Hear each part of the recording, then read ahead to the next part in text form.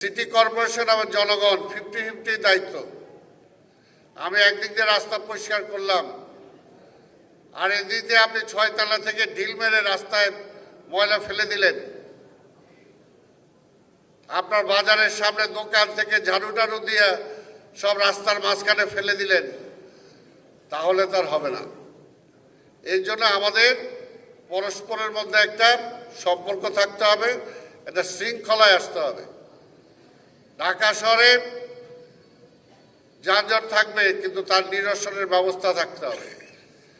ঢাকা শহরে রিক্সা চলবে, কিন্তু সেই রিক্সা একটা শৃঙ্খলার মধ্যে থাকতে হবে।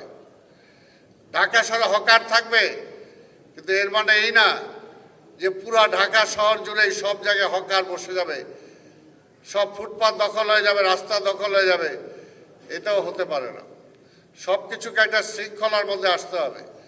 তো সেই কারণে আমরা চেষ্টা করছি যে আজকে এইগুলো আস্তে আস্তে নাগরিক এই সুযোগ সুবিধাগুলো নিশ্চিত করার জন্য। আজকে আরেকটা যেটা সমস্যা, জলাবদ্ধতা। বৃষ্টি হলেই ঢাকা শহরে পানি জমে যায়, বন্যাটা না হয় বাদিয়ে দিলাম। এই সমস্যা থেকেও সমাধান করতে হবে। কিন্তু কিছু সমস্যা আছে যেটা আমরা ইমিডিয়েট করতে পারি, সেগুলোকে সিটি কর্পোরেশন অবশ্যই করতে হবে।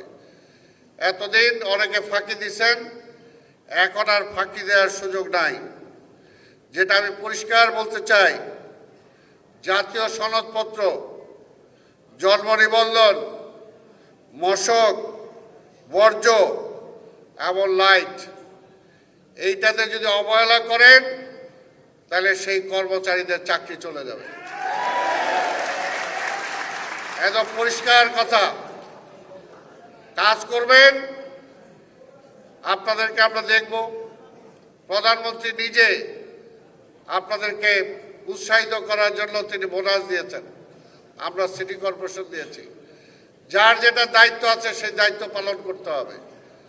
ইঞ্জিনিয়ার হয়েছেন, রাস্তার খবর রাখবেন না, সেটা হবে না। যাইতে হবে, জনগণের কাছে যেতে হবে, তাদের সমস্যা শুনতে হবে। যেমনি আজকে আসছি, সব ইঞ্জিনিয়ার সব সহ নিয়ে আসছি। এবং ভবিষ্যতে আজকে আপনাদের সাথে আলোচনা করে যেটা মনে হলো, ভবিষ্যতে ইনশাল্লাহ আমরা যখন এরপরে বসবো, সেখানে পুলিশ ভাইদেরকেও রাখবো ইনশাল্লাহ। তাদেরকেও জবাবদিহিতায় আসতে হবে, তাদেরকেও বলতে হবে তারা কি করতে চায়, কি করছে, কোথায় গ্যাপ আছে। তাই বক্তব্য আপনারা দিয়েছেন, প্রশ্ন করেছেন, প্রশ্ন লিপিবদ্ধ করা হয়েছে। সবগুলো আমি যেটা বললাম, যেগুলো যে কাজগুলো বললাম সেগুলোর মধ্যে মশক নিধনের কাজ চলছে। মশক নিধন পরিপূর্ণ কোনোদিনই হবে না, মশককে নিয়ন্ত্রণে আনতে হবে। এবং মশকের ব্যাপারে আপনাদের জনগণের দায়িত্ব সিটি কর্পোরেশনের চেয়ে একটু বেশি। এই কারণেই সামনে ডেঙ্গু চিকনগুনিয়া আসতেছে। এই ডেঙ্গু চিকনগুনিয়া থেকে বাঁচতে হলে আমরা যেটা আপনাদের এইখানে আমাদের প্রতিনিধি, এখানে আমাদের নবী সাহেব বলে গেল, আপনাদের মন্ত্রী সাহেব বলছে, এবং আমাদের অন্যান্য আমাদের জামাত ইসলামের ভাইরা বলছে, আমাদের যারা যেখানে আমাদের প্রার্থী ছিল তার প্রতিনিধি সেখানে বলেছেন। আমরা এই বিষয়গুলো যদি ঐক্যমত হই, তাহলে কিন্তু আমরা এই মশাটাকে নিয়ন্ত্রণ রাখতে পারি। প্রত্যেকের বাড়িটা পরিষ্কার রাখতে হবে, বাড়ির ছাদটা পরিষ্কার রাখতে হবে। আমাদের যদি আমরা ফুল গাছ পালি, সেই ফুলের টব পরিষ্কার করতে হবে। আজকে এরা গাড়ি ঘোড়া রাস্তা দিয়ে চলে, গাড়ি ট্যাক্স সিটি কর্পোরেশন পায় না।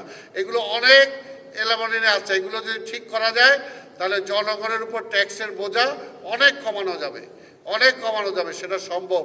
মাননীয় প্রধানমন্ত্রীকে আমরা বোঝাতে পারলে সেটা সম্ভব। আজকে যে সমস্যাগুলো আছে, সামনে বর্ষা আসতেছে, আমাদের খালগুলো ভরাট হয়ে গেছে, এই খালগুলো আমরা নিষ্কাশন করার চেষ্টা করতেছি। কাজে আপনাদের সবার সহযোগিতা দরকার।